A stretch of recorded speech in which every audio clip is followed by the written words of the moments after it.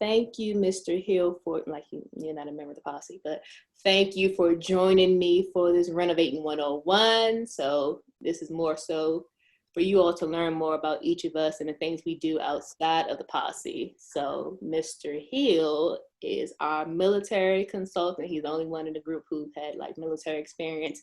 And he also does renovating, Airbnb, but for this video, we'll focus more on like the renovating aspect of it.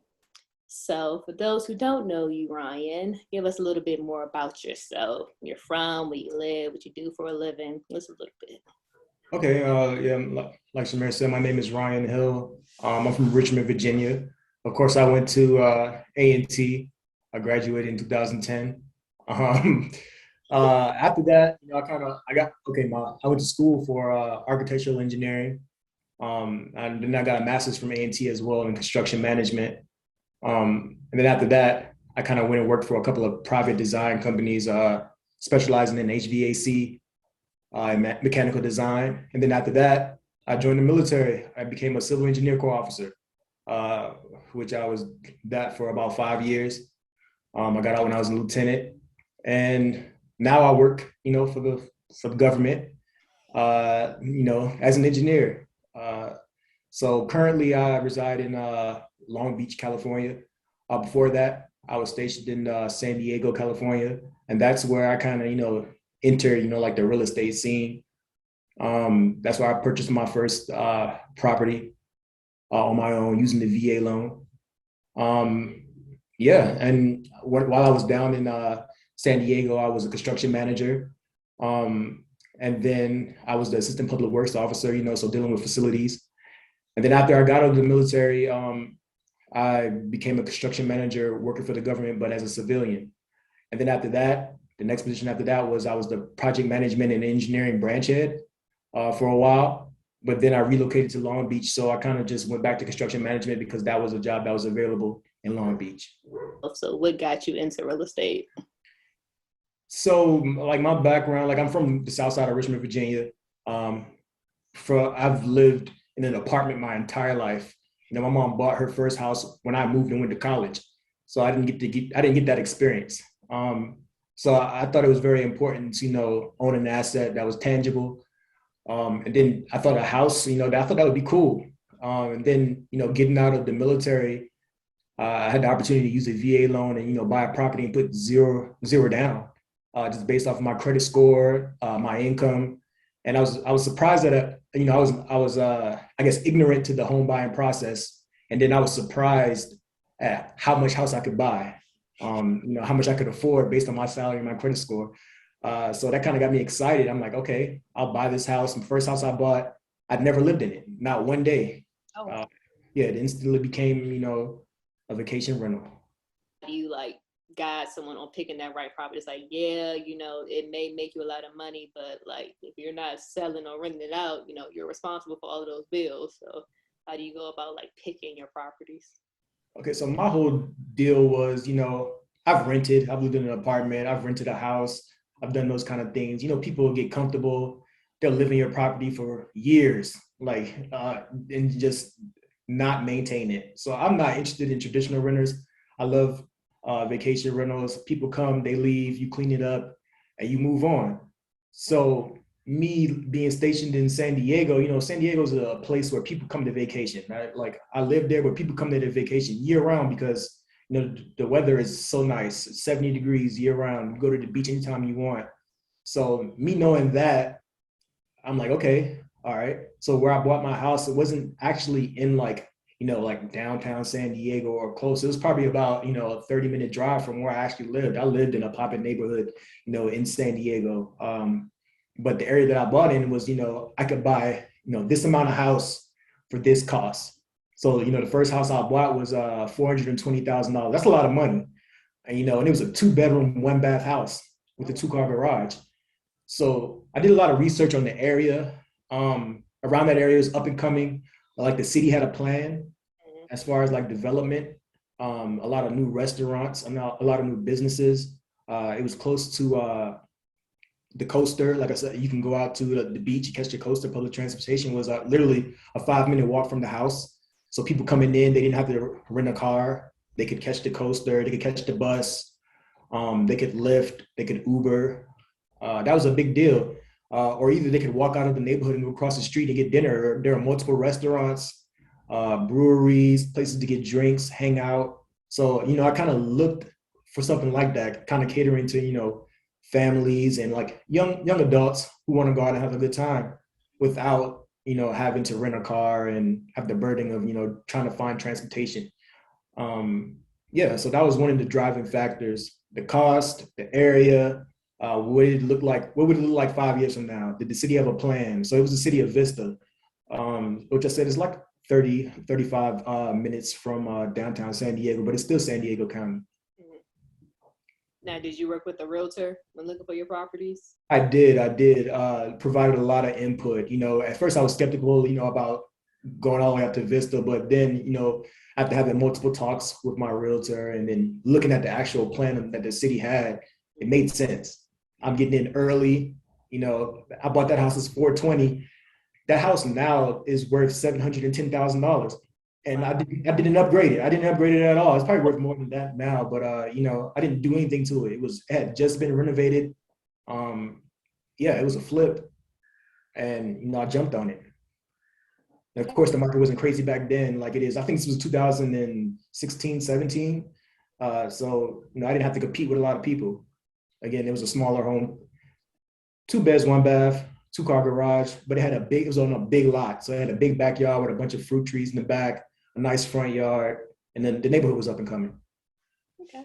Now, where did you get like that information about like the neighborhood and what they were planning to do, from the realtor, or you did your own research? I'm a realtor, and I did my own research. I get on, I went onto the City of Vista's website, checked, like, I forgot what the website was called, but I know you can get on like Zillow and Trulia and things like that and see like the neighborhood score and see like crime rate, see the schools, uh, and their rating and all those kind of things. So I'm like, okay, it's up and coming. It'll get there. And now it's a vibrant neighborhood now. There's a lot of businesses there. Wait, so I want to get my first property. What do you recommend me do? Okay, so like if it's somewhere, I'm talking as far as like obtaining it or trying to find the area. Yeah, trying to find that area. If I want to find like a area, like you say, if I'm scared to, or I guess if I'm looking around, like right now, like for those, I live in PG County, Maryland, and it's expensive out here. So it's like, Yeah. Okay. So like with that, like since you live there, I feel like you kind of have, the inside track on like what people like to do, like where they like to go, where they like to hang out, what's of value to them. You know what I mean? Like I knew that, coming from San Diego, people want to be able to go to the beach. They want to go out and drink. Families want to be able to go to like the zoo, the world-renowned zoo in San Diego. They want to go to Legoland. They want to do cool things. So like having a central location was, very important. And if you can get to the zoo in 20 minutes, you can get to Legoland in 15 minutes. Like that's easy, especially if you have a lot of kids. So it just made sense to me. So just kind of do that kind of research. You know what you like to do. You can kind of project what other people like to do, may like to do, even if it's some things that you don't like. Yeah, and just kind of work from there and see what areas, have those types of establishments or businesses or restaurants. The vacation rental, they in and out. They come in here Monday, they leave on Friday. As far as Yeah, like a renter, they get real comfortable. They're not telling you what stuff get broke or tore up. exactly. Exactly. They're not telling you what's broken. Exactly. They running down your house. Like no, I don't have time for that. I mean, it's a lot of work with turnover as far as like these transient people, I guess, and Mhm. people coming in and out of your home. But I feel like it's worth it. Now you got the vacation rental, and now you went to now renovating. So, talk to us about the renovating process. So now that I moved to Long Beach, I was living in downtown Long Beach, trying to get like during the pandemic, trying to get a vibe for the city, see what people like. Again, seeing what people like to do. Still, people like to drink and go out. You know, Long Beach is about 25 minutes on a good day from LA, from downtown LA. So it's not that far. Long Beach, of course, has its own beach. And being in downtown, living on Broadway, that's about 2 streets over from the ocean, and being able to walk around and see all of the Pike, different restaurants and bars. So I'm like, okay, I like Long Beach. I feel like this is where I wanted to settle. So I'm like, all right, I'm gonna go out and try to find a home in this general vicinity. I know that, I don't want a condo. I want a house super expensive. I want something in like an area where people where it's popping. You know what I'm saying? Like stuff to do. So I chose a house in the 4th Street corridor. It's kind of like the neighborhood that I lived in San Diego called North Park, where there's a bunch of like small businesses, restaurants, bars. You can walk to it. I, I live about a 15-minute walk from the beach. So like, I live about 4 blocks over from the beach, and I love it. But the house that I bought, it's 100 years old. It was built in 1922. And the guy that lived here, he passed away, but he didn't die in the house, of course. But he had owned the house for a long time, and he never really did anything to it. It didn't have AC. It was like untouched. He put a new roof on it. But I came in, and did a full reno, plumbing, electrical, put HVAC, put AC and heating in there. Just a lot of stuff. Just made it more modern and nice. And of course, the reason why I bought it was because of the neighborhood that it was in, and also that it has a back house. It has a disconnected back house that's 2 bedrooms, 2 baths, garage, and has its own address. It has its own meter. Like it has its own parking, which is big in Long Beach. It has its own like little driveway in the back, and you can also open the gate and come in and park in the backyard. It has a concrete pad or whatever, but these are things that I looked at. I knew that the initial upfront cost was going to be decent. It's a lot of work, but it's an investment. And now like I purchased the home, and even now without getting another appraisal, it's worth more than what I purchased the home for and the amount of money I spent to renovate it, without even being reappraised, with all of the new electrical, plumbing, HVAC, all those things. So just knowing the area that you're in, knowing what you're buying, and knowing what you can buy and if you can afford it. You got to really take a look at your personal finances and know how much you can afford. Because even though your mortgage lender might say you're approved for this amount, can you afford that amount? Are you going to be stressed about that payment each month? Are you going to hate the home that you live in because the bill is so high? Now, buying a 100-year-old home, like, were you nervous, or it's like if it has good bones, it's fine, or how does that work? I mean, I was a little nervous, but me being an architect, and me, that home inspection is like your pamphlet on a home. Like if you get good home inspector, he can tell you everything that needs to go, everything that's happening with it. This house actually had old knob and tube. A lot of people don't know what knob and tube electrical is. It's basically like these porcelain knobs, and like it's hard for me to explain it to somebody who doesn't know the electrical system, but it's basically they don't do it anymore. They don't install that in the homes now, like it's against code. So it was like, damn, I had to upgrade the panel and rewire the whole house. I like, all right, that's a bill. All right. I came into this house. I'm like, all right, I need all new flooring. They had the same flooring that it had in it when it was built. I mean, it's nice if people want to keep that, but I'm, nah, I like modern age stuff. You know what I'm saying? So got all that out. So I knew new windows, new fixtures, just knew everything. Literally, I touched every part of this house. Nothing is the same. I mean, I kept some of the like traditional like crown molding and things like that to make it, keep its character. I didn't alter the outside. I knocked down some walls. Like I did a lot of work in here. And so how did you go about finding contractors? So, all right. So, I work in construction. So I was kind of like, okay, all right, since I do this shit every single day, I kind of wanted to be hands off. I know that's bad to say. I wanted to be hands off because I got so much going on at work. And I'm just like, I probably won't have the time I'm going to be in every single day, coming in, checking, of course, on the progress, but to dealing with the subcontractors, I don't really have the time. So I hired a general contractor that was going to sub out all of the work. And, that's what I did. I kind of, word of mouth, you talk to people. Some people had already had their houses renovated on the block, kind of asked them, who did they use? Have those people come. I had about 6 or 7 contractors come and walk through the home and kind of, give me their bid, tell me exactly how much it was going to cost, to do this reno that I'm trying to do. They develop their estimate, their plan, their sequence of work. And I kind of just go through it and see who knows what they're doing. Call bullshit on, I don't mean to curse, call BS on what needs to be called BS on, and, just kind of just go through that process because I know it. So that's kind of what I did. I used Thumbtack as well. Thumbtack, I got about 2 or 3 contractors. That's a really, really good app. Thumbtack, you get a lot of things done on there. You can hire plumbers, electricians, drywall, landscapers. You can do a lot of stuff. And then, you find those profiles of these companies. You can go to Yelp, look at their reviews. I read reviews. That's all I did was read reviews. The worst, I start with the worst reviews to see, why people are complaining. I do. I don't read the good reviews first. I read all of the 1 stars, all of the 2 stars, literally read all of them and see, all right, I did some intensive review reading. And then, I talked to these people, what was their process like? What did they hate about it?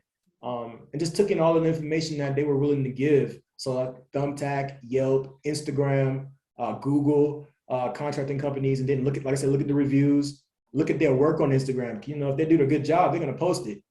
If they do a bad job, they're not gonna post it. That's why you read the reviews and see what the issues were. And I know that I was getting the house renovated during pandemic.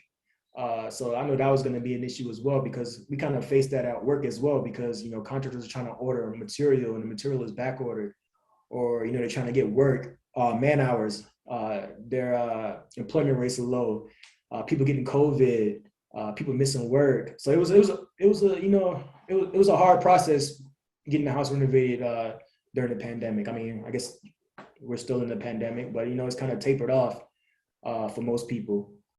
But it's like, you got to realize you got to get licenses, permits, like you say, materials, the paying schedule, setbacks. So I guess, how did you go about, I guess, every time something happened, what did you do?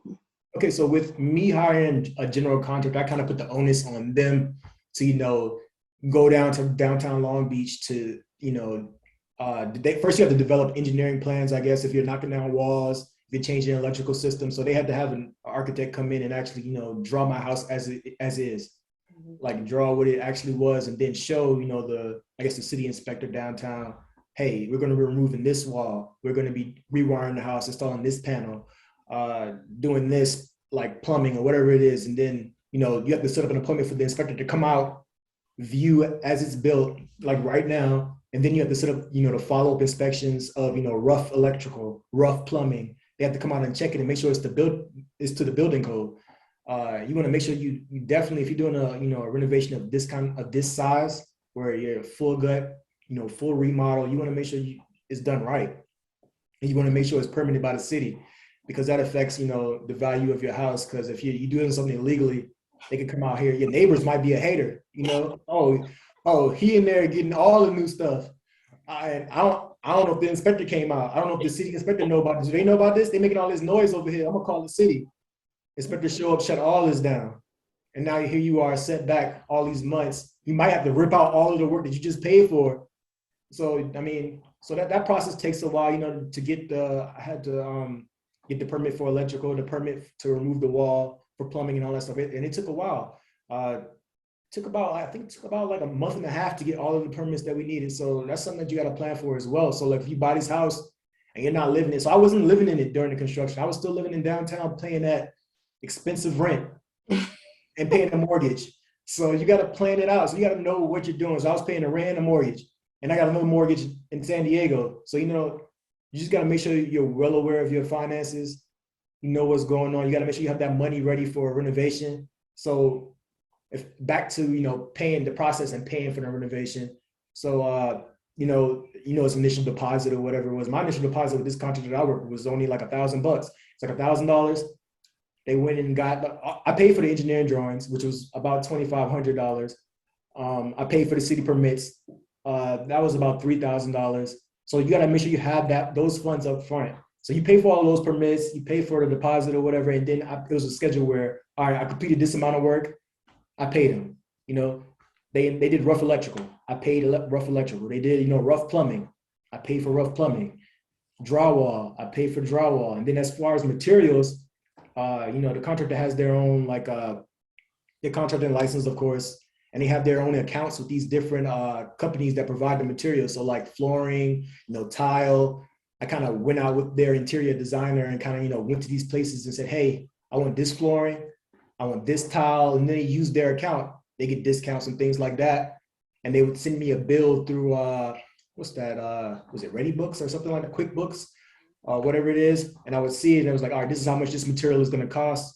I would pay for the material. The material would show up here at my house. I would confirm that it was there. First, I would confirm that, I would confirm that it was there. And then they would release the full payment. So I would pay like a deposit. And then when I come in and confirm that all of it is there, I pay the remainder. So just a step-by-step process as far as, paying for it, but you got to have the funds ready. And a lot of the contractors want to be paid in cash or in check or, Zelle or, like that directly from an account, not a credit card. I mean, I said, I was like, Ronna, you put this on credit cards? Like, oh, wow. Okay. I pay for some of the material on credit card to like, get points or whatever. But just material, not actual labor and work.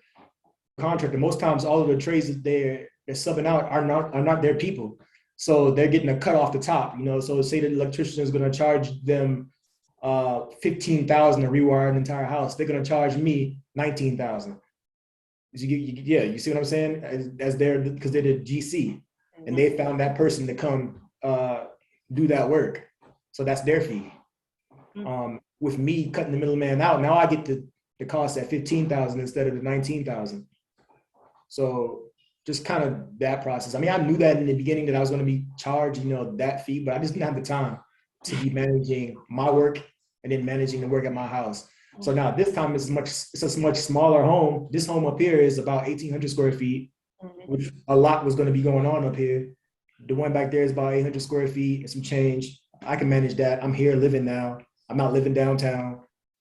I can have, full on eyes. And even back there, I'm doing all the demo work. So I'm even saving myself some money there. So Furnish Finder it's a cool app. It's a cool way to connect, property owners and professionals, mostly travel nurses. But since they've added like interior designers, like people in other like medical professional like fields. They've kind of expanded, but more so travel nurses. So that means that since it's called Furnish Finder, that means that you have to, provide a space that is furnished, has beds, has linen, cooking utensils, all those things, kind of just like an Airbnb.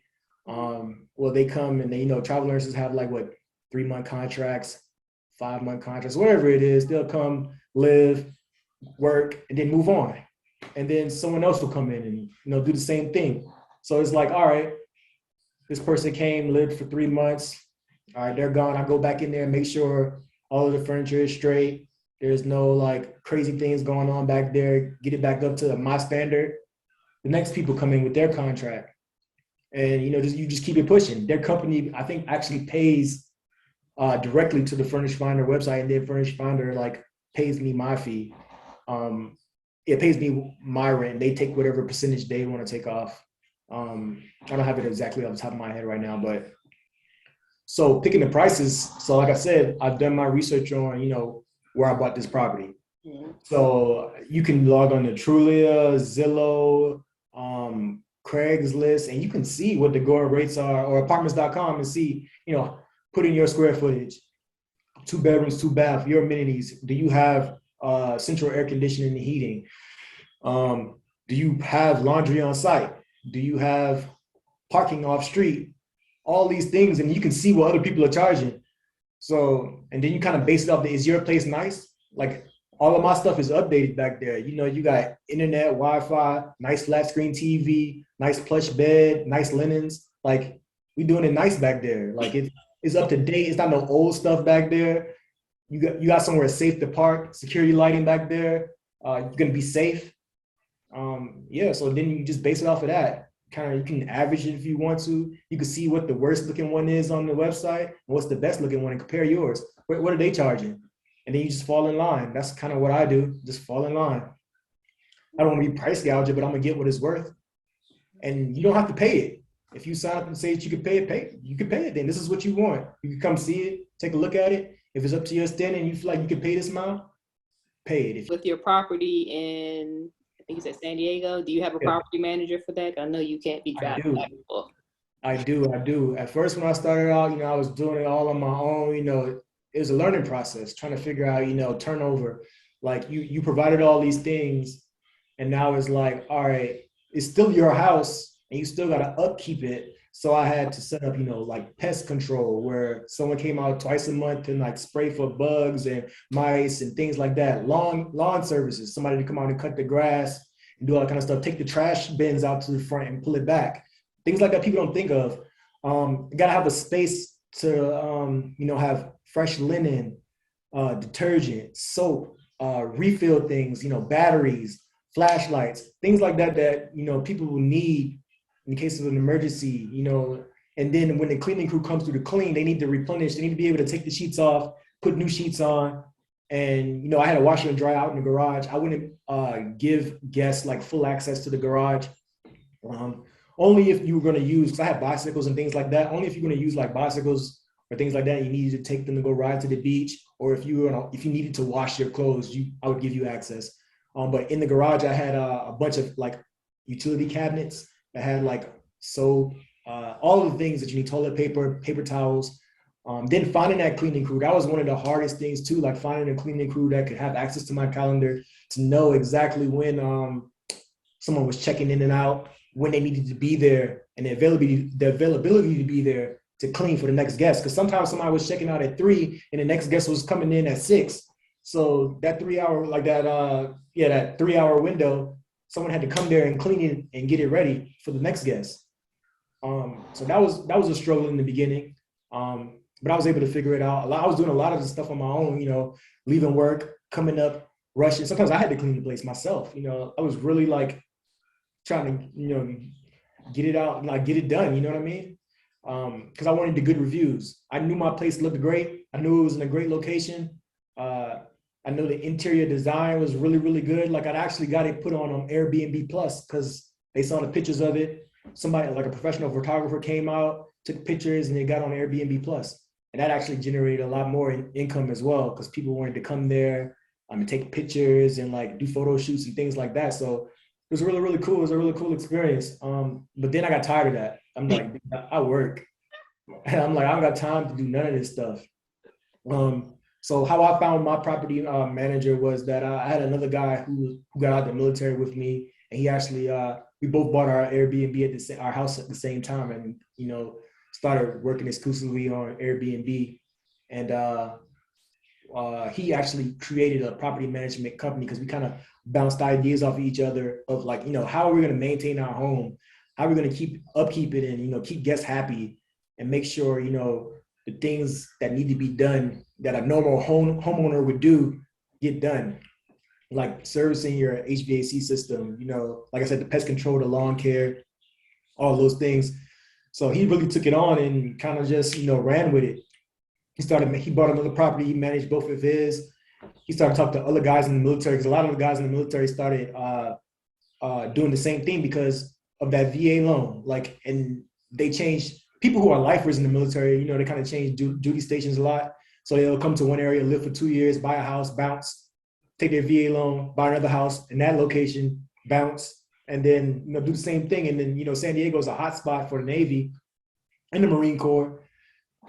So like he got a lot of contacts. So he started managing their properties as well. So like when they leave, like they need someone that they can trust to, manage their property. He kind of just took it and ran with it. And we developed a system, and then he really fine-tuned it. And yeah, that's how I got my property manager. Somebody I trust and I know personally. What happened? How long have you been working with him? Since 2017. Okay. And of course, he doesn't do it for free. All property management companies have a percentage that they keep, whether it's like 7 to 10%, 15%, 20%. You just got to find, the right one for you and kind of look at, their turnover rate, what kind of things they do to take care of your home. Like I said, the percentage they charge to manage your property, their reviews, they're going to have reviews as well. Like even him, he has, his company on Better Business Bureau like page. You can go leave comments and stuff on his stuff. You can go like look at all his listings on Airbnb and read his customer reviews and things like that. I guess the biggest thing that people don't really realize that like even out of all of this, like yeah, you can put it on, what is that? VRBO, Airbnb, all of these, rent it out, furnish, find them. But at the end of the day, these are still your properties. Like, yeah, it's still yours. Like you still got the bill. Like something break, That's your bill. That's not the property there. Like literally, like something break and get messed up, like that's your money going down the drain. Sure. And then you also like you gotta make sure it's in an area where you're gonna get enough money to cover, your mortgage and cover all of the other things, lawn care costs, pest control costs, like replenishing inventory costs. You know what I'm saying? Like it was weird. Like a couple of weird things that happened in my house was like I think I've gone through probably like 8 beds. People just be breaking beds, man. It's wow. Like literally just be ordering beds because they just break them. It finally found some beds that work now, so we're good to go. Yeah, it's crazy. Yeah. I think with that and just because I think a lot of people, even with like Toro and stuff like that, like they'll okay, I bet like this is the going, or like I'll do my research and see what other people are charged. Like, oh, bet like if I rent it out, all 30 days, I'll make this much, and once I pay my mortgage or whatever, it's like no, like you said, you still got to replenish, you got pests, you got other stuff that you Yeah, pay for. It's like there are other things than just that mortgage and those utilities that you got to take into account before you worry about that money that's going to your pocket. exactly. And that preventative maintenance is key because if you don't do it, like that'll turn into a even larger bill and that'll negatively affect you. Say you got some guests and they show up and you got mice, you got roaches in your crib, like they're gonna leave a bad review and that's gonna affect your pockets. Now people reading that comment, they're like, damn, because I can't go up there and delete it. They reading and they're saying, oh shit, you got rice and mats. I mean mice and all that kind of stuff. And you're like, oh, no, I don't. But you do, because that's what the comment says. You know what I'm saying? So like you gotta really be on it if you want to be a good host or if you want to provide a property on those kind of websites or that platform. Because in the long run, like, no, this is a long play for me. Like it's gonna keep appreciating the house, the value of the house is gonna keep going up. That's why you gotta take care of it. I don't plan on selling either one of them. You know what I mean?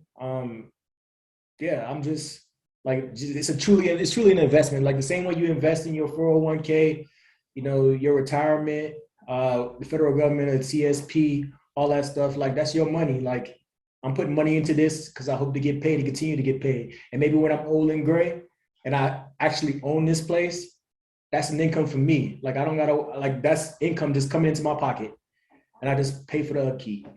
That's I'm planning for the future. I don't want to be working every day. I don't want to be going into the office every day doing this. Maybe I'll buy enough properties to where I don't have to do any of this stuff. I could just do that.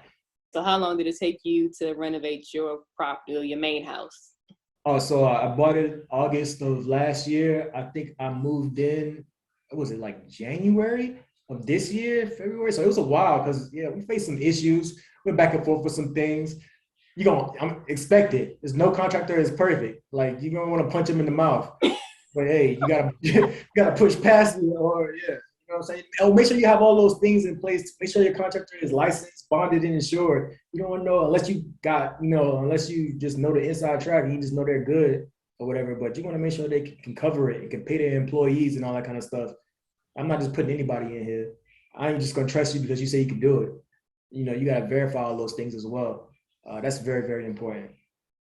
So So I also wondered, like, what about contractors when, like you say, you've had like 6 or 7 come? So one comes with like an extremely low bid, another one comes with like a super high bid. So it's like, how do you navigate who to choose? It's like that low bid look good, but it's like, why so low? Like, yeah, so me, like I said, just being an architectural engineer, construction management, working in the field, I know how much things cost. Like I know how much it costs. I know how much it's gonna cost to procure this electrical wire. I know how much it's gonna take, how much labor costs to do this because I'm actively doing it every single day with my job. You know what I'm saying? I'm looking at cost estimates. I'm managing subcontractors and contractors. Uh, so it's just second nature to me. I know if somebody give me this super low bid, like, bro, you can't do this for this. Why are you wasting my time? Why are you wasting my time? Give me something realistic. You know what I'm saying? Like, and those are the people you want to watch out for because that's where a lot of change orders come in. They're gonna be they're not gonna do it for free. Like they're gonna be like, oh, I can't do it for this. They're gonna like, I need more money. And if you didn't plan for that, more money, you're gonna be out of luck. So just doing your due diligence. If you don't got the knowledge, find somebody who does, man. Just don't go in it blindly. I think that's my biggest piece of advice.